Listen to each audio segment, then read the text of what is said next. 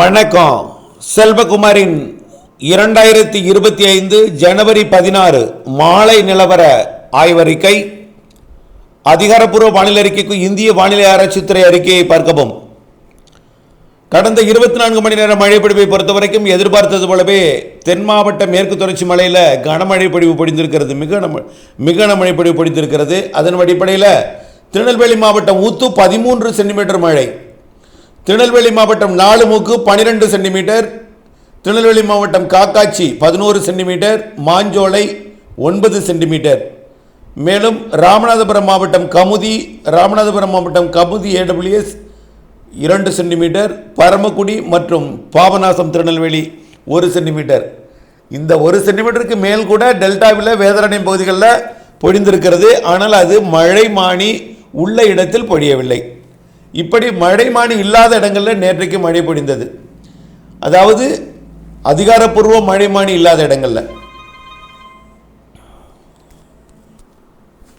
தற்பொழுது வானிலை அமைப்பை பார்த்தீங்கன்னா, காற்று சுழற்சி குமரி கடலுக்கு தெற்கே மாலத்தீவு நீடித்துக் கொண்டிருக்கிறது. ஆனால் இரு காற்று இணைவை கடற்பகுதிகளில் மட்டுமே ஏற்படுத்துகிறது. அதாவது இலங்கைக்கு தெற்கே குளிர்காற்று இலங்கையில் நுழைகிறது. வடக்கு மற்றும் அதாவது வடகிழக்கு வடக்கு குளிர்காற்று தமிழ்நாட்டின் கடலோரம் வழியாக பயணிக்கிறது. தமிழ்நாட்டின் ஊடாக பயணிப்பது வட இந்திய குளிரலை மட்டுமே. ஆக கிழக்கு வடகிழக்கு காற்று எல்லாமே இலங்கை வழியாக பயணிக்கிறது. ஒற்றை குளிர்காற்று தமிழ்நாட்டின் வடக்கு வடகிழக்கு திசையிலிருந்து வடகிழக்கு திசை கிட்டத்தட்ட தரைப்பகுதியிலிருந்து வரக்கூடிய காற்று தான் தமிழ்நாட்டில் வருகிறது. இதனால் வரக்கூடிய 2 நாட்களுக்கு கடும் குளிர் தான், மழைக்கு வாய்ப்பு இல்லை. ஒருவேளை வெயில் வந்த பிறகு மேகமூட்டங்கள் உருவாகலாமே தவிர மழைக்கு வாய்ப்பு இல்லை. அடுத்த மழைப்பொழிவு, அடுத்த நிகழ்வு நெருங்கி வருகிறது, மிக வேகமாக நெருங்கி வருகிறது. 18ஆம் தேதி இரவுக்குள் மழைப்பொழிவு தொடங்கும், அதில் மாற்றம் இல்லை. அதாவது சனிக்கிழமை, நாளைய மறுதினம், அதாவது இன்றைக்கு 16, நாளை 17, நாளைய மறுதினம் 18ஆம் தேதி சனிக்கிழமை இரவு மழைப்பொழிவை தொடக்கம். இன்னும் பார்த்தீங்கன்னா இன்னும் நாளை ஒரு 24 மணி நேரம், அதில் ஒரு 12 மணி நேரம் தான், எல்லாம் சேர்த்து ஒரு 40 மணி நேரங்குள்ளே தான் இருக்குது அடுத்த மழைப்பொழிவு தொடக்குவதற்கு. ஆக சனிக்கிழமை மாலை அல்லது இரவு தொடங்கும் மழை ஞாயிற்றுக்கிழமை 19ஆம் தேதி கனமழை பொழிவை கொடுக்கும். டெல்டா மாவட்டங்களுக்கும் தென் மாவட்டங்களுக்கும் கண்டிப்பாக கடலோரம் கனமழை பொழிவு உண்டு. உள்ளே போக போக மிதமானது முதல் சற்று கனமழை பொழிவு இருக்கும். மேற்கு தொடர்ச்சி மலை மாவட்டங்கள் மற்றும் கர்நாடக எல்லையோர மாவட்டங்கள், ஆந்திர எல்லையோர மாவட்டங்கள் வரைக்கும் லேசான மிதமான மழைப்பொழிவு. அதையும் தாண்டி கர்நாடக பகுதி கூட மழைப்பொழிவு கொடுப்பதற்கு சாதகம் தெரிகிறது. எப்படி கடந்த சுற்று மழைப்பொழிவு தூறல் நனைக்கும் மழை கிருஷ்ணகிரி வரைக்கும் கொடுத்தது, அதே போல பாப்பிரெட்டிப்பட்டி அரூர் போன்ற கல்வராயன் மலைப்பகுதிகளுக்கு கொடுத்ததோ அதே போல இன்னும் கொஞ்சம் கூடுதல் மழைப்பொழிவு தெரிகிறது வரக்கூடிய 19-20 தேதிகளில். 19-20 மழை கர்நாடக எல்லையோரம் தாண்டி கர்நாடகாவுக்குள்ளும் பொழிய வாய்ப்பு இருக்கிறது. லேசாக மிதமாக அங்கே கடலோரம் கனமழை, டெல்டா மற்றும் தென்கடலோரம் கண்டிப்பாக கனமழை பொழிவு உண்டு. டெல்டாவின் உள்பகுதிகளில் சற்று கனமழை பொழிவு இருக்கும். அதே போல் தென் மாவட்டங்களின் உள்பகுதி நாலுமுக்கு ஊத்தெல்லாம் பார்த்தீங்கன்னா 15-20 சென்டிமீட்டர் வரைக்கும் கூட பொழியலாம். இப்போ நேற்றே 13 சென்டிமீட்டர் மழை பொழிந்திருக்கு. அப்போ இதை விட வலுவான நிகழ்வு தான் இது. ஆகவே வரக்கூடிய ஞாயிறு திங்கட்கிழமை நாலுமுக்கு ஊத்தில் 15 சென்டிமீட்டர் வரைக்கும் கூட பொழியலாம். நாலுமுக்கு ஊத்து என்பது திருநெல்வேலி கன்னியாகுமரி மாவட்டத்தை பிரிக்கக்கூடிய மேற்கு தொடர்ச்சி மலையோட மலைப்பகுதி, மாஞ்சோலையில் இருக்கக்கூடிய பகுதி என்பதை புரிந்து கொள்ளுங்கள்.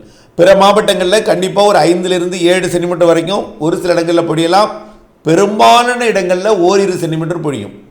பரவலான மழைப்பொழிவு தெரிகிறது 19ஆம் தேதி ஞாயிற்றுக்கிழமை. 20ஆம் தேதியும் மழைப்பொழிவு தொடரும். ஞாயிறு திங்கள் 2 நாள் இந்த சுற்றின் மழை. பிறகு அடுத்த சுற்றின் மழைப்பொழிவு பார்த்தீங்கன்னா நம்ம 29-30ஆம் தேதி எதிர்பார்த்திருந்தோம்.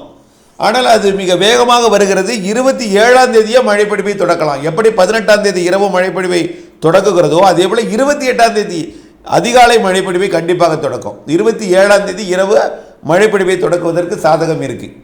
ஆக 18ஆம் தேதிக்கு அப்புறம் அடுத்தது 28, 18 இரவு, அது 27 இரவு, 19ஆம் தேதி 20ஆம் தேதி இந்த மழை. அடுத்த மழை 28, 29, 30ஆம் தேதி. 28, 29, 30 கூட தீவிரம் குறைந்திருக்கும். 28, 29ஆம் தேதி.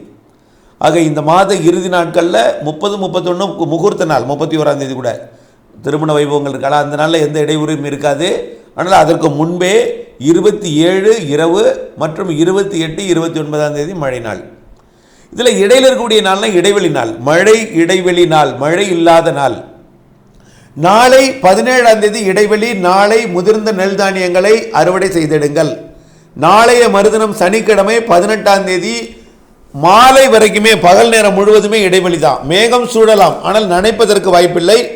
அன்றைய இரவு தான் மழை பொழிவு தொடங்கும். சனிக்கிழமையும் நீங்கள் அறுவடை செய்யலாம். ஆக நாளை வெள்ளிக்கிழமை, மறுநாள் சனிக்கிழமை 2 நாள் அறுவடை செய்யலாம். ஞாயிற்றுக்கிழமை திங்கட்கிழமை மழை நாள். மீண்டும் புதன்கிழமை தூறல் சாரல் இருக்கலாம்.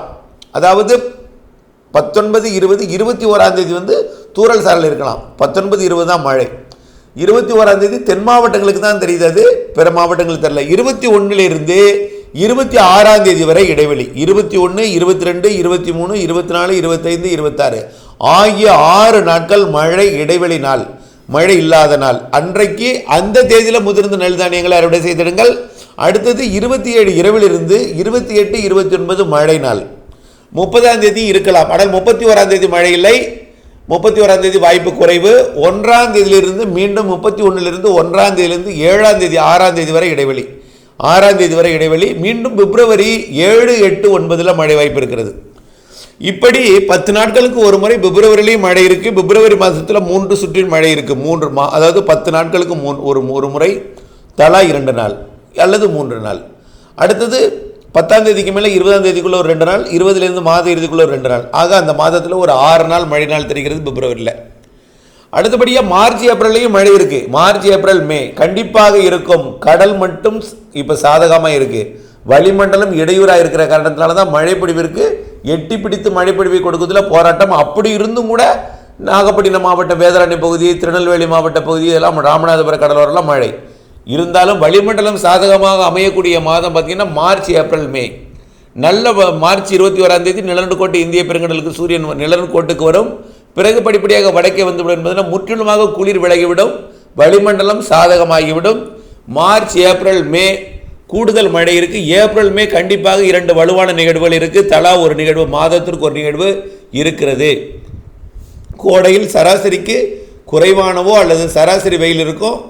பெரும்பாலான நாட்கள் சராசரி வெயில் இருக்கும். வெயிலை விட இந்த அனல் காற்றை விட புழுக்கம் அதிகமாக இருக்குது. இந்த ஆண்டு கோடையில் மழை பொழிவு மாதத்திற்கு 4 நாள் கனமழை பொழிவு நாட்கள் இருக்கிறது. ஏப்ரல் 4 நாள், மேல 4 நாள்.